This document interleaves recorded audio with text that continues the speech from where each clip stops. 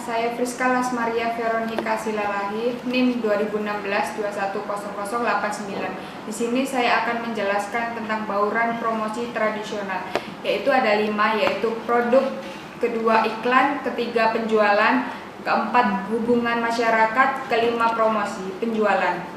Yang pertama adalah produk. Produk adalah usaha-usaha para pemasar dan untuk memberikan informasi dan meningkatkan orang-orang di dalam pasar dan membujuk mereka untuk ikut serta dalam pemasar. Kedua, iklan adalah komunikasi non personal dengan bayaran melalui berbagai media oleh organisasi-organisasi dan individu-individu yang dengan satu cara teridentifikasi di dalam pasar. Ketiga adalah penjualan pribadi, penjualan barang dan jasa melalui tatap muka. Keempat adalah hubungan masyarakat. Hubungan masyarakat adalah fungsi manajemen yang mengevaluasi sikap masyarakat, mengubah kebijakan-kebijakan dan melaksanakan sebuah program yang berdiri atas tindakan dan menerima masyarakat. Kelima adalah promosi penjualan. Promosi penjualan adalah alat produk yang menstimulasikan pembelian, konsumsi, dan minat dealer yang melalui aktivitas-aktivitas jangka pendek. Yang kedua adalah langkah-langkah promosi pasar. 1. Mengidentifikasi pasar sasaran adalah perubahan harus mengevaluasi beragam segmen dan memutuskan berapa banyak sponsor mana yang akan dibidik. Kedua adalah menentukan tujuan promosi adalah dengan cara definisi dan deskripsi dari pasar sasaran, hasil penjual yang diharapkan. Ketiga adalah penentuan suatu anggaran promosi dengan cara menghitung marginal revenue yang diperoleh dari tambahan setiap unit uang yang dikeluarkan dalam bauran promosi. Keempat adalah pengembangan satu pesan terpadu, yaitu sebuah promosi untuk mengevaluasi peranan strategi dari berbagai elegan komunikasi pemasaran serta pengaruh komunikasi yang maksimum. Kelima adalah mengimplementasikan rencana untuk bentuk aksi nyata dalam menjalankan rencana sebuah yang telah dirancangkan dengan matang sebelumnya. Keenam adalah evaluasi efektivitas adalah sebuah proses di mana keberhasilan yang dicapai dibandingkan dengan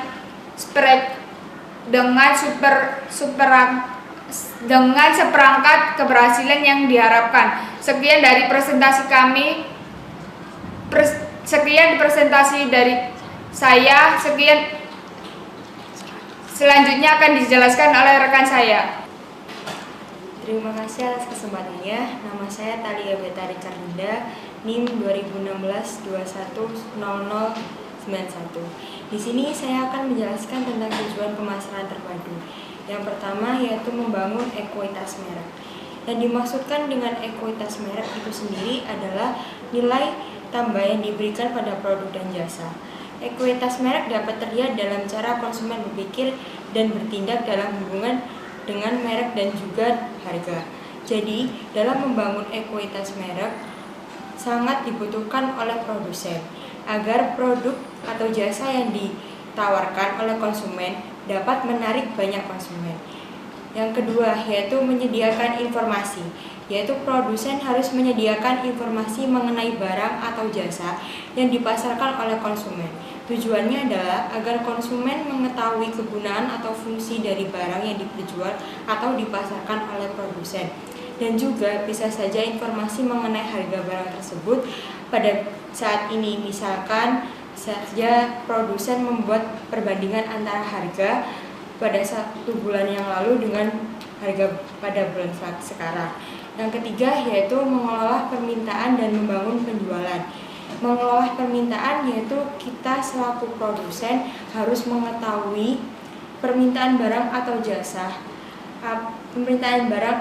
yang sedang dibutuhkan oleh konsumen pada saat ini, agar kita mengetahui apa yang dibutuhkan oleh konsumen. Kita sebagai produsen dapat membangun penjualan dengan baik. Tujuannya membangun penjualan adalah agar konsumen menghampiri kita, karena kita selaku produsen sudah mengelola permintaan konsumen dengan baik. Yang keempat yaitu membedakan produk. Tujuan membedakan produk adalah yang pertama yaitu agar produk yang kita pasarkan tidak sama dengan produk lain. Yang kedua adalah agar kita selaku produsen dapat membedakan mana produk yang berkualitas bagus dengan produk yang berkualitas buruk. Tujuannya untuk konsumen adalah agar kita sebagai produsen tidak mengecewakan konsumen dan agar produk yang kita pasarkan memiliki kualitas produk yang baik. Yang kelima yaitu mempengaruhi persepsi, sikap, dan perilaku pembeli. Merupakan kecenderungan tindakan yang menguntungkan atau tidak menguntungkan dan bertahan lama pada seseorang terhadap suatu objek tertentu. Keduanya mempengaruhi perilaku pembelian konsumen dan sangat menentukan dalam proses pengembalian keputusan pembeli. Sekian presentasi dari saya, selanjutnya akan dijelaskan oleh rekan saya. Terima kasih atas kesempatannya. Perkenalkan, nama saya Yesi Dwi Ambariati, NIM saya 2016-210097. Di sini saya akan menjelaskan tentang pengiklanan. Suatu bentuk komunikasi yang bertujuan untuk menarik minat masyarakat terhadap suatu barang yang dijual.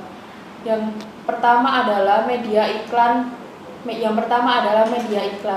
Media iklan sendiri adalah suatu sarana komunikasi yang dipakai untuk menyebarkan dan menyebarluaskan pesan-pesan iklan. Pada dasarnya, media iklan dibedakan menjadi dua, yaitu media cetak dan elektronik. Tetapi media iklan tersebut sama-sama memiliki fungsi yang sama, hanya saja dibedakan melalui penyampaiannya. Media iklan cetak terdiri dari koran, majalah, dan surat kabar. Kalau yang elektronik terdiri dari TV dan radio. Media iklan internet. Iklan yang disampaikan atau dipublikasikan melalui internet dengan cara didengar, dilihat, dan dibaca. Yang kedua adalah meningkatkan penggunaan informasial. Informasial sendiri adalah acara TV yang memang khusus digunakan untuk mempromosikan suatu barang. Yang sering kita lihat adalah di saluran televisi SBO, TVRI yang memang sering digunakan untuk demo produk tersebut. Yang ketiga adalah pemasaran iklan pindah ke internet. Mengapa pemasaran iklan lebih sering berpindah ke internet? Karena tidak bisa dipungkiri, masyarakat zaman sekarang lebih suka menggunakan internet dalam gadget. Karena itu, sekarang sudah semakin banyak produk-produk yang dipasarkan atau dipromosikan melalui internet atau media sosial. Yang keempat adalah iklan global.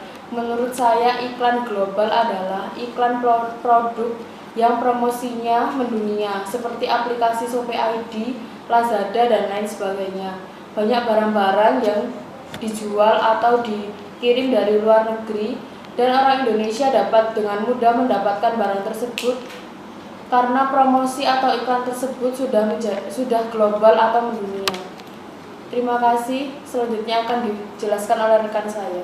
Terima kasih atas kesempatannya. Nama saya Dean Jovirinong, NIM 2016-210092. Di sini saya akan menjelaskan tentang beberapa jingle iklan yang pernah populer pada abad ini. Yang pertama saya akan menjelaskan tentang pengertian iklan. Iklan adalah komunikasi non-personal dengan bayaran melalui berbagai media oleh organisasi-organisasi atau individu-individu yang dengan satu cara teridentifikasi dalam sebuah pesan. Yang kedua adalah jingle. Jingle adalah sebuah lagu pendek yang digunakan dalam iklan dan untuk penggunaan komersial lainnya. Jingle biasanya berisi tentang makna dari produk atau jasa yang diiklankan. Yang pertama saya akan menjelaskan tentang jingle "You Deserve a Break Today". Ini adalah jingle yang digunakan oleh waralaba rumah makan siap saji terbesar di dunia, yaitu McDonald's, atau di Indonesia biasa disebut McD. McD berdiri pada tahun 1940, didirikan oleh dua orang bersaudara yaitu Dick dan Mac McDonald. McD mulai menggunakan jingle ini pada tahun 1971 dalam sebuah iklan TV. Yang kedua adalah "Be All You Can Be", yaitu jingle yang digunakan oleh Angkatan Darat Amerika Serikat atau US Army. Jingle ini digunakan US Army lebih dari 20 tahun, yaitu pada tahun 1980 sampai dengan 2001.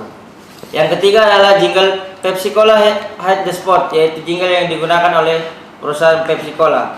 Pepsi Cola ditemukan oleh Caleb Bradham, yaitu pada tahun 1898 yang mengganti namanya menjadi Pepsi Cola. Pepsi Cola mulai menggunakan jingle ini pada tahun 1930-an di sebuah iklan TV dan sempat menjadi film. Yang keempat adalah jingle Good, yaitu jingle yang digunakan oleh Campbell Soup dimulai pada tahun 1869 oleh Joseph E. Campbell. Mereka mulai menggunakan jingle ini pada tahun 1930-an. Yang kelima adalah "See the USA in Your Chevrolet", yaitu jingle yang digunakan oleh perusahaan General Motor Corporation, yaitu GM, dengan merek mobil Chevrolet. Jingle ini mulai digunakan pada tahun 1949. Yang keenam adalah jingle "Is the Real Thing", yaitu jingle yang digunakan oleh Coca-Cola. Coca-Cola berdiri 8 Mei 1886.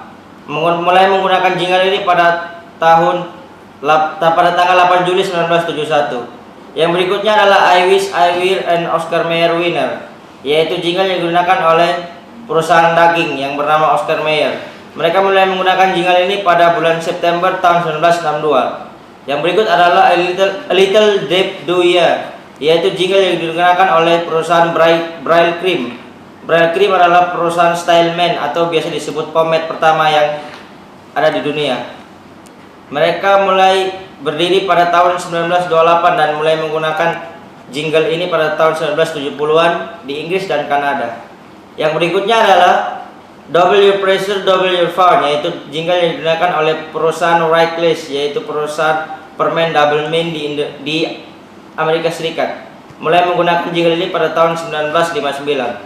Dan yang terakhir adalah "Winston Tastes Good Like a Cigarette Sold", yaitu jingle yang digunakan oleh sebuah perusahaan rokok di Amerika bernama Winston. Mereka mulai menggunakan jingle ini pada tahun 1957 dan 1972 di TV, radio, dan juga majalah. Yang berikutnya saya akan menjelaskan tentang diagram yang berisi tentang apakah iklan televisi yang terang-terangan seksi itu mempengaruhi Anda atau tidak. Di sini terdapat diagram dengan presentasi 0 sampai 80%. Variabelnya adalah pria dan wanita. Yang pertama adalah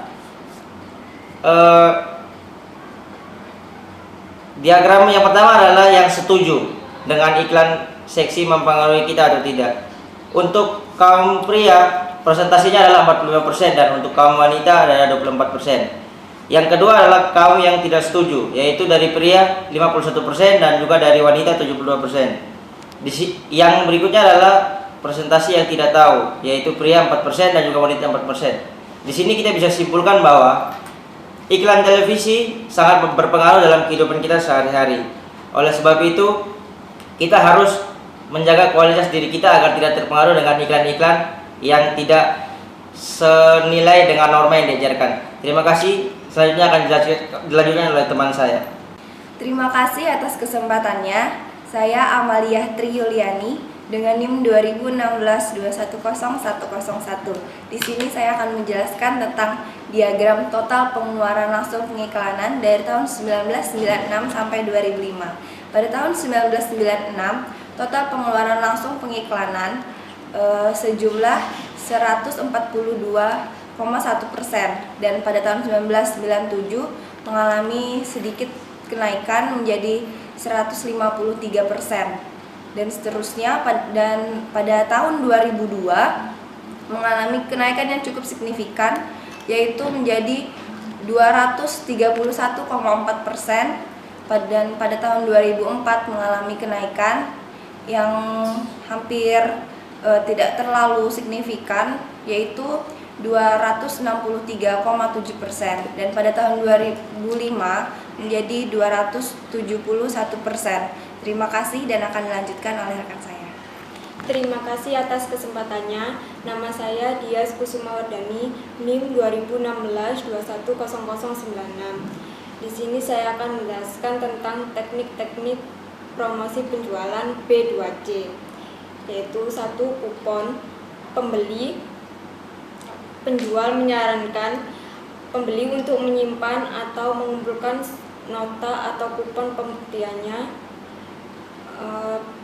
Penjual menggunakan cara tersebut agar untuk menarik pembeli lebih banyak lagi.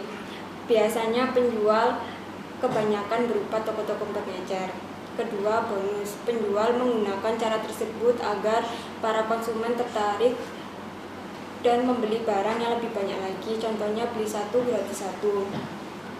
Yang ketiga, promosi potongan harga. Suatu usaha dari pemasar dalam menginformasikan atau mempengaruhi orang lain sehingga tertarik untuk melakukan transaksi yang dipasarkannya. 4. Katalog. Di dalam katalog tercantum gambar yang mempunyai daya tarik untuk membujuk calon konsumen agar mau membeli produknya. Yang kelima, sampel. Cara ini digunakan untuk memberitahu kepada konsumen fungsi atau kegunaan produk itu yang dijual oleh para pedagang. Yang keenam, demonstrasi. Cara ini biasanya dilakukan oleh penjual di sekumpulan ibu-ibu rumah tangga yang sedang melakukan arisan rutin. Yang ketujuh, hadiah. Metode ini pada prinsipnya sama dengan metode kupon. Cara ini mendorong konsumen untuk membeli lebih banyak lagi.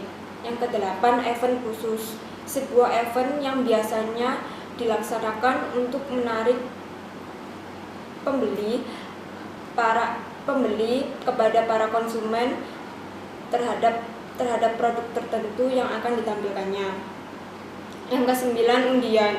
Tujuan dari undian sendiri yaitu untuk menarik minat konsumen agar membeli produk itu sendiri.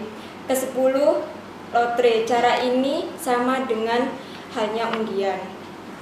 Yang ke-11 yaitu kontes. Sama seperti undian. Contoh dari kontes yaitu membuat jingle suatu produk. Yang ke-12 adalah in-store display. Cara ini dengan cara peragaan. Istilah peragaan sama dengan demonstrasi yang memasarkan barang-barang pada waktu, tempat, dan situasi tertentu. Terima kasih. Selanjutnya akan dijelaskan oleh rekan saya. Terima kasih atas kesempatannya. Perkenalkan, nama saya Yesi Dwi Ambariati, NIM saya 2016210097. Di sini saya akan menjelaskan tentang grafik total belanja iklan media. Yang pertama adalah sindikasi TV. Sindikasi TV sebanyak 2.623 US dollar. Yang kedua adalah internet sebanyak 2.652 US dollar. Yang ketiga, tempat TV sebanyak 5.328 US dollar. Yang keempat, berita lokal sebanyak 6.499 US dollar. Yang kelima, jaringan TV kabel sebanyak 8.912 US dollar. Yang keenam adalah majalah sebanyak 9.527 US dollar. Yang ketujuh adalah jaringan TV sebanyak 18.036 US dollar. Terima kasih atas kesempatannya. Selanjutnya akan dijelaskan oleh rekan saya. Terima kasih atas kesempatannya. Nama saya Thalia Betari Carlinda, NIM 2016-210091. Di sini saya akan menjelaskan tentang tujuan pemasaran terpadu. Yang pertama yaitu membangun ekuitas merek. Yang dimaksudkan dengan ekuitas merek itu sendiri adalah nilai tambah yang diberikan pada produk dan jasa. Ekuitas merek dapat terlihat dalam cara konsumen berpikir dan bertindak dalam hubungan dengan merek dan juga harga. Jadi, dalam membangun ekuitas merek sangat dibutuhkan oleh produsen agar produk atau jasa yang ditawarkan oleh konsumen dapat menarik banyak konsumen. Yang kedua yaitu menyediakan informasi, yaitu produsen harus menyediakan informasi mengenai barang atau jasa yang dipasarkan oleh konsumen. Tujuannya adalah agar konsumen mengetahui kegunaan atau fungsi dari barang yang dijual atau dipasarkan oleh produsen. Dan juga bisa saja informasi mengenai harga barang tersebut pada saat ini. Misalkan saja produsen membuat perbandingan antara harga pada 1 bulan yang lalu dengan harga pada bulan sekarang. Yang ketiga yaitu mengelola permintaan dan membangun penjualan. Mengelola permintaan yaitu kita selaku produsen harus mengetahui permintaan barang atau jasa yang sedang dibutuhkan oleh konsumen pada saat ini, agar kita mengetahui apa yang dibutuhkan oleh konsumen. Kita sebagai produsen dapat membangun penjualan dengan baik. Tujuannya membangun penjualan adalah agar konsumen menghampiri kita, karena kita selaku produsen sudah mengolah permintaan konsumen dengan baik. Yang keempat yaitu membedakan produk. Tujuan membedakan produk adalah yang pertama yaitu agar produk yang kita pasarkan tidak sama dengan produk lain. Yang kedua adalah agar kita selaku produsen dapat membedakan mana produk yang berkualitas bagus dengan produk yang berkualitas buruk. Tujuannya untuk konsumen adalah agar kita sebagai produsen tidak mengecewakan konsumen dan agar produk yang kita pasarkan memiliki kualitas produk yang baik. Yang kelima yaitu mempengaruhi persepsi, sikap, dan perilaku pembeli. Merupakan kecenderungan tindakan yang menguntungkan atau tidak menguntungkan dan bertahan lama pada seseorang terhadap suatu objek tertentu. Keduanya mempengaruhi perilaku pembelian konsumen dan sangat menentukan dalam proses pengembalian keputusan pembeli. Sekian presentasi dari saya, selanjutnya akan dijelaskan oleh rekan saya. Terima kasih atas kesempatannya. Nama saya Muhammad Yusril Iza, NIM 2016-210100. Di sini saya akan melanjutkan presentasi dari rekan saya. Saya akan menjelaskan tentang langkah-langkah dalam proses penjualan. Langkah-langkah dalam proses penjualan ini adalah produsen yang akan mengenalkan atau mempromosikan produknya kepada konsumen atau pembelinya.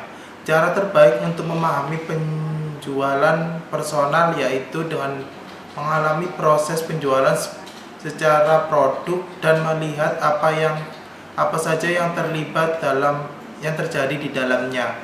Langkah yang pertama yaitu prospektif dan kualifikasi. Proses prospektif ini adalah sebuah potensial dan memilih siapa saja yang mungkin akan membeli suatu produk tersebut. Proses pemilihan ini disebut proses kualifikasi. Yang kedua yaitu tahap pra-pendekatan. Dalam tahap pra-pendekatan ini, Anda sebagai produsen harus mempelajari sebanyak mungkin tentang pelanggan dan kebutuhan dan keinginan yang dialami atau diinginkan oleh sebuah konsumen. Yang ketiga yaitu tahap pendekatan. Dalam tahap pendekatan ini sangat penting karena Anda harus bisa menciptakan kesan yang baik kepada para pelanggan agar dapat tertarik membeli sebuah produknya. Yang keempat, melakukan presentasi. Anda dapat menggunakan teknik-teknik unik atau teknik-teknik yang sangat terkesan agar agar para konsumen bisa mendapatkan atau bisa ikut gabung dalam pemimpin perusahaan lain. Yang kelima, menjawab keberatan. Menjawab keberatan ini yaitu menjawab tentang komplain-komplain yang dialami oleh para konsumen. Komplain-komplain ini biasanya sangat sering terjadi karena para konsumen sebagian besar tidak percaya dengan apa yang ada di dalam produk tersebut. Yang keenam, menutup penjualan. Menutup penjualan ini yaitu seperti menyudahi penjualan atau menyudahi promosi-promosi dan secara lanjutnya diserahkan kepada konsumen apakah mau membeli produk tersebut atau enggak. Yang ketujuh, tindak lanjut. Hubungan penjualan mungkin berlanjut sampai bertahun-tahun dan cara Anda merespon permintaan informasi baru. Demikian presentasi dari saya. Selanjutnya akan dijelaskan oleh rekan saya. Terima kasih atas kesempatannya. Saya Yulia, NIM 2016-21009. Saya akan menjelaskan tentang proses penjualan bisnis ke pelanggan atau disebut juga dengan bisnis to consumer. Bisnis to consumer adalah suatu aktivitas ekonomi bisnis dalam layanan secara langsung kepada konsumen melalui barang atau jasa yang dapat diistilahkan dengan pasar. Bisnis to consumer ini terdiri dari 5 langkah formal. 1. Pendekatan. Pendekatan yang dimaksud di sini adalah dengan seorang penjual harus fokus kepada pelanggan dengan melayani pelanggan tersebut dengan sebaik mungkin. 2. Mengajukan pertanyaan. Maksudnya yaitu seorang penjual harus melakukan pendekatan untuk mengajukan pertanyaan kepada pelanggan dengan memposisikan diri bahwa Anda bisa membantu dan Anda adalah orang yang ramah serta memiliki pengetahuan, misalnya dengan bertanya ke pelanggan seperti bagaimana saya bisa bantu. 3. Melakukan persentase. Maksudnya yaitu Anda mengajukan kepada pelanggan bagaimana produk-produk yang Anda jual memenuhi kebutuhan mereka dan Anda menjawab pertanyaan-pertanyaan yang dapat membantu mereka memilih produk-produk yang sesuai dengan mereka. 4. Menutup penjualan. Maksudnya yaitu seorang penjual yang menawarkan atau menjual produknya ke pelanggan dan kemudian pelanggan tersebut membelinya dengan cara memasarkan sehingga produk tersebut akan disales. 5. Tindak lanjut, yaitu merupakan langkah penting namun sering diabaikan dalam bisnis to customer. Misalnya, jika produknya harus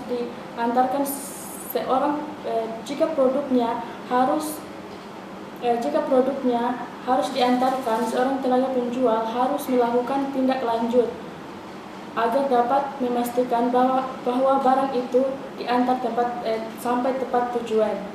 Terima kasih. Selanjutnya akan dijelaskan oleh rekan saya. Di sini saya akan melanjutkan presentasi dari rekan saya. Saya akan menjelaskan tentang langkah-langkah dalam proses penjualan. Langkah-langkah dalam proses penjualan ini adalah produsen yang akan mengenalkan atau mempromosikan produknya kepada konsumen atau pembelinya. Cara terbaik untuk memahami penjualan personal yaitu dengan mengalami proses penjualan secara produk dan melihat apa saja yang terjadi di dalamnya. Langkah yang pertama yaitu prospektif dan kualifikasi. Proses prospektif ini adalah sebuah potensial dan memilih siapa saja yang mungkin akan membeli suatu produk tersebut. Proses pemilihan ini disebut proses kualifikasi. Yang kedua yaitu tahap pra-pendekatan. Dalam tahap pra-pendekatan ini, Anda sebagai produsen harus mempelajari sebanyak mungkin tentang pelanggan dan kebutuhan dan keinginan yang dialami atau diinginkan oleh sebuah konsumen. Yang ketiga yaitu tahap pendekatan. Dalam tahap pendekatan ini sangat penting karena Anda harus bisa menciptakan kesan yang baik kepada para pelanggan agar dapat tertarik membeli sebuah produknya. Yang keempat, melakukan presentasi. Anda dapat menggunakan teknik-teknik unik atau teknik-teknik yang sangat terkesan agar para konsumen bisa mendapatkan atau bisa ikut gabung dalam pemimpin perusahaan lain. Yang kelima, menjawab keberatan. Menjawab keberatan ini yaitu menjawab tentang komplain-komplain yang dialami oleh para konsumen. Komplain-komplain ini biasanya sangat sering terjadi karena para konsumen sebagian besar tidak percaya dengan apa yang ada di dalam produk tersebut. Yang keenam, menutup penjualan. Menutup penjualan ini yaitu seperti menyudahi penjualan atau menyudahi promosi-promosi dan secara lanjutnya diserahkan kepada konsumen apakah mau membeli produk tersebut atau enggak. Yang ketujuh, tindak lanjut. Hubungan penjualan mungkin berlanjut sampai bertahun-tahun. Dan cara Anda merespon permintaan informasi baru. Demikian presentasi dari saya. Selanjutnya akan dijelaskan oleh rekan saya. Di sini saya akan mempresentasikan tentang hubungan masyarakat yang memiliki langkah-langkah sebagai berikut. Yang pertama, mendengarkan masyarakat. Artinya, kita sebagai produsen atau pemilik perusahaan harus lebih mendengarkan kritik dan saran yang diberikan oleh para konsumen. Yang kedua adalah mengubah kebijakan-kebijakan dan prosedur-prosedur. Artinya, ketika para konsumen memberikan kritik dan saran kepada kita sebagai pemilik perusahaan atau sebagai produsen, kita mungkin bisa mengubah kebijakan-kebijakan yang memang memungkinkan untuk dirubah agar mereka bisa menilai bahwa kita itu telah mendengarkan apa yang mereka keluhkan kepada kita. Dan ketiga adalah menginformasikan masyarakat bahwa Anda merespon kebutuhan mereka. Nah, ketika mereka melihat suatu perubahan kebijakan atau kita sudah memperbaiki kesalahan pada perusahaan kita, para konsumen itu bisa melihat kinerja perusahaan tersebut dan secara tidak langsung perusahaan sudah memperlihatkan bahwa mereka merespon kritik dan saran mereka. Selain langkah-langkah yang saya jelaskan tadi, ada cara lain yang termasuk dalam hubungan masyarakat, yaitu publisitas. Publisitas adalah informasi apapun yang mengenai seorang individu, produk atau organisasi yang didistribusikan kepada masyarakat melalui media dan tidak dibayar atau dikendalikan oleh pihak penjual. Publisitas itu yang pertama bersifat gratis, artinya para konsumen itu tidak perlu mengeluarkan usaha atau biaya untuk melihat publisitas tadi. Yang kedua, lebih efektif daripada iklan karena publisitas dapat menjangkau orang-orang yang tidak membaca iklan. Publisitas mungkin tampil di halaman depan suatu surat kabar atau posisi utama lainnya, atau mendapat waktu tayang dalam sebuah acara berita televisi. Yang ketiga yaitu dapat dipercaya. Nah, dapat dipercaya itu merupakan manfaat dari publisitas. Artinya saat sebuah media massa menerbitkan sebuah cerita sebagai berita, para pembaca akan menganggap cerita tersebut sebagai sebuah berita dan berita lebih dapat dipercaya daripada iklan. Kemudian publisitas itu mempunyai kekurangan. Yang pertama, tidak ada kontrol. Tidak ada kontrol itu maksudnya para pemasar tidak dapat mengendalikan bagaimana, kapan, atau apakah media akan menggunakan cerita tersebut. Dan yang terakhir, tidak ada pengulangan. Artinya ketika suatu berita itu ketika suatu cerita yang sudah kita publikasikan sebagai berita, maka berita tersebut tidak akan diulangi lagi, dan kalau iklan malah sebaliknya dapat berulang sesering mungkin. Kemudian saya akan lanjutkan dengan teknik promosi. Yang saya akan jelaskan adalah bisnis ke bisnis. Yang pertama, pameran dagang. Pameran dagang atau bisa kita sebut dengan expo yang bisa diadakan sehingga perusahaan-perusahaan dari industri tertentu dapat memamerkan atau mendemonstrasikan produk mereka. Yang kedua, portofolio untuk orang-orang penjualan.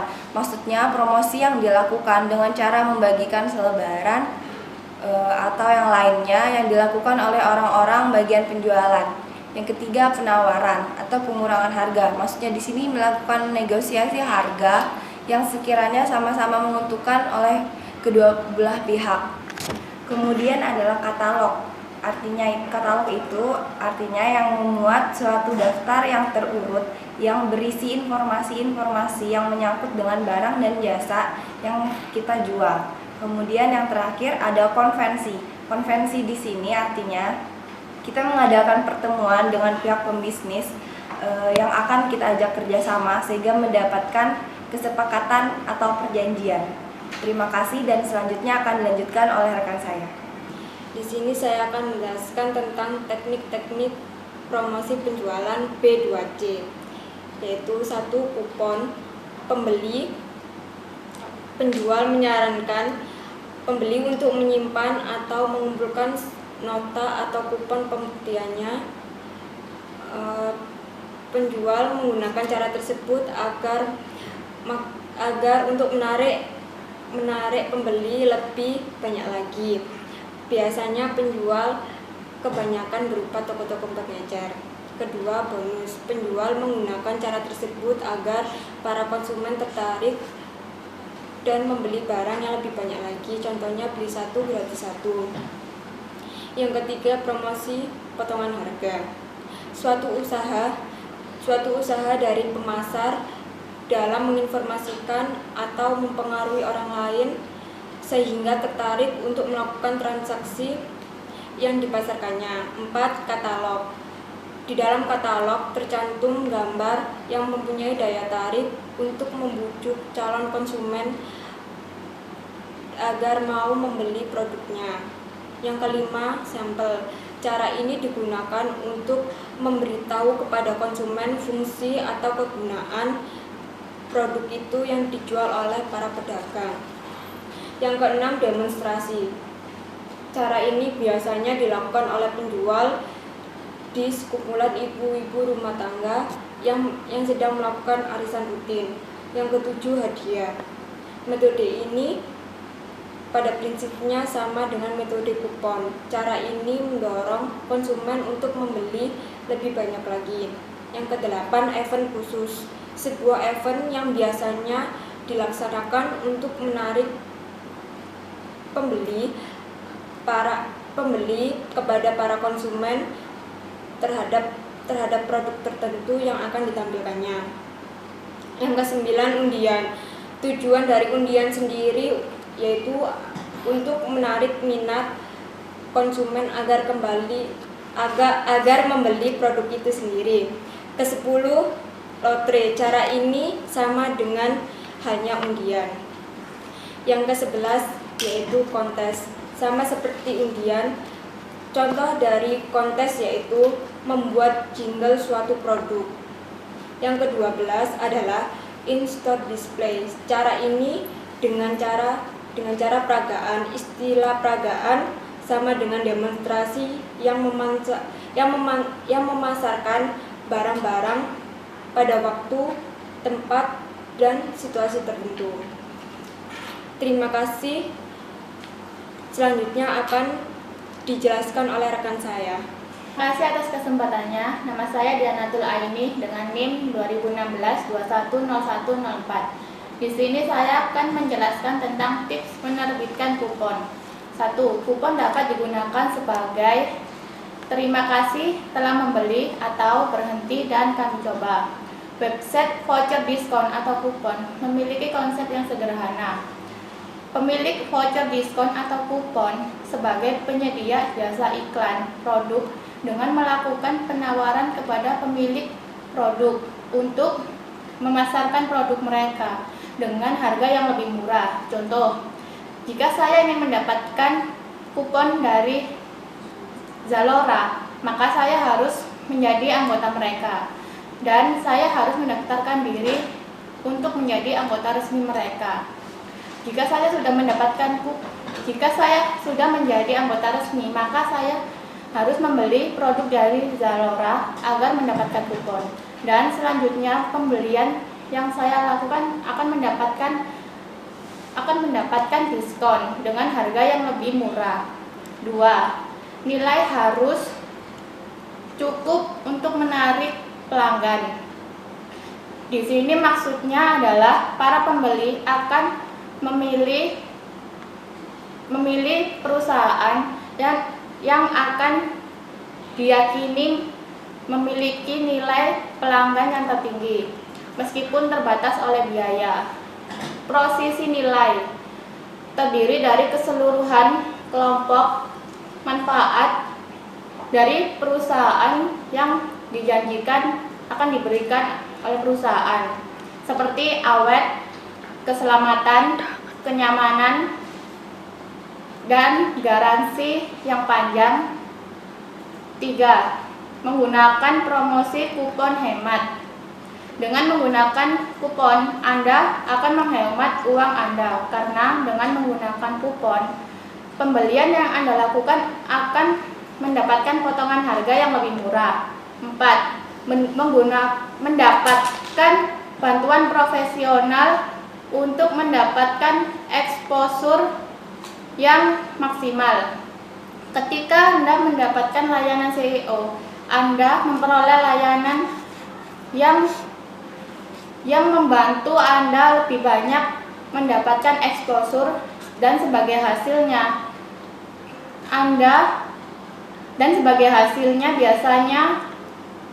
biasanya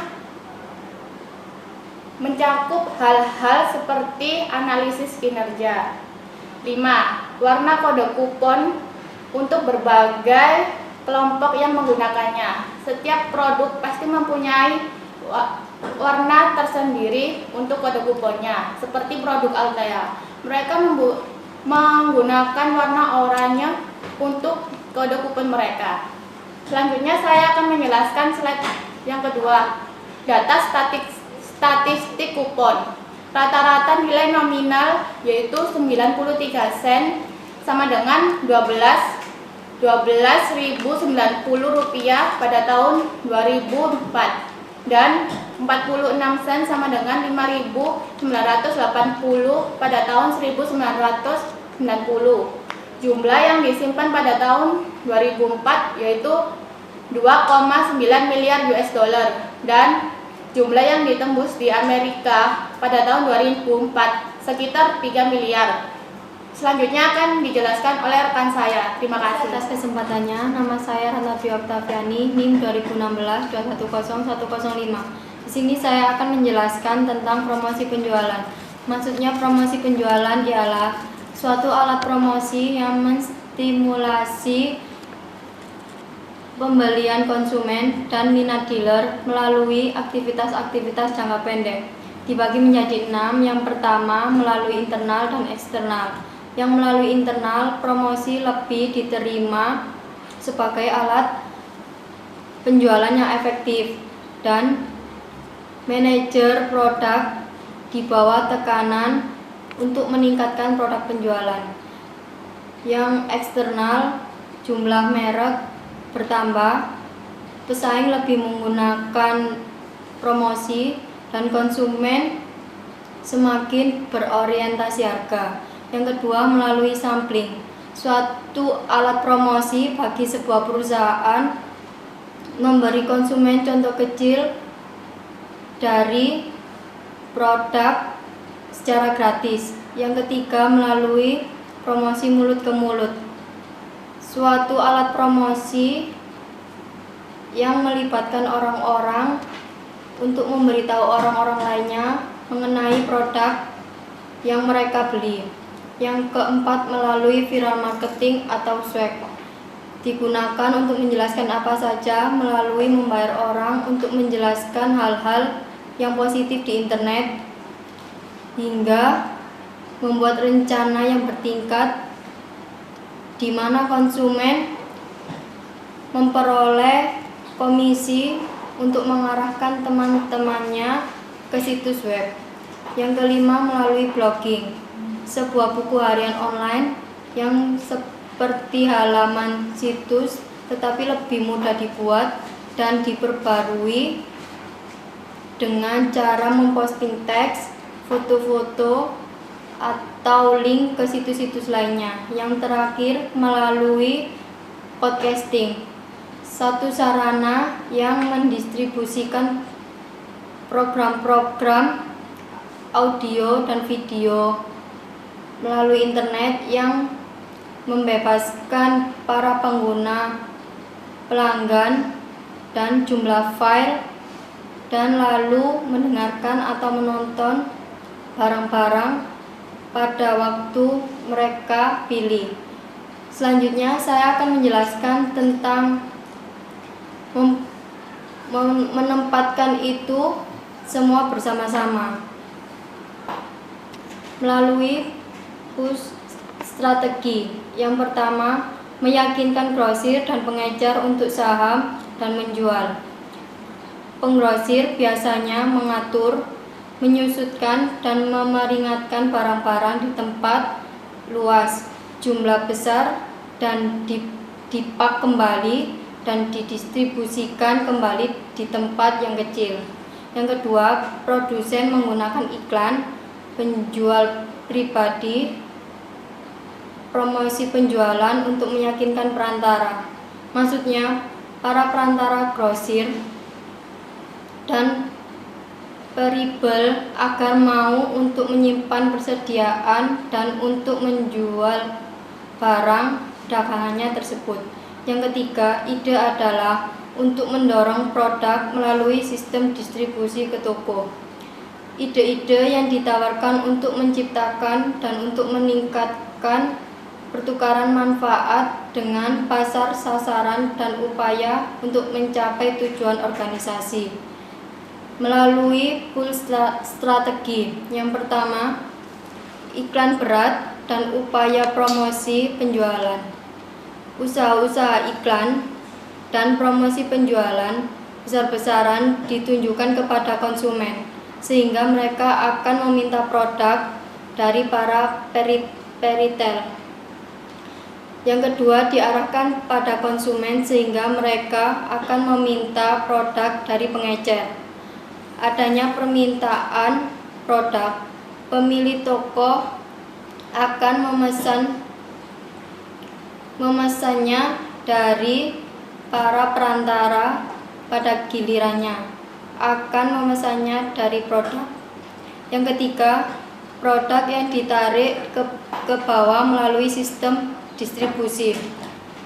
Contohnya, saat seorang produser film terus mengiklankan film-film baru di TV dan berharap bahwa para pemirsa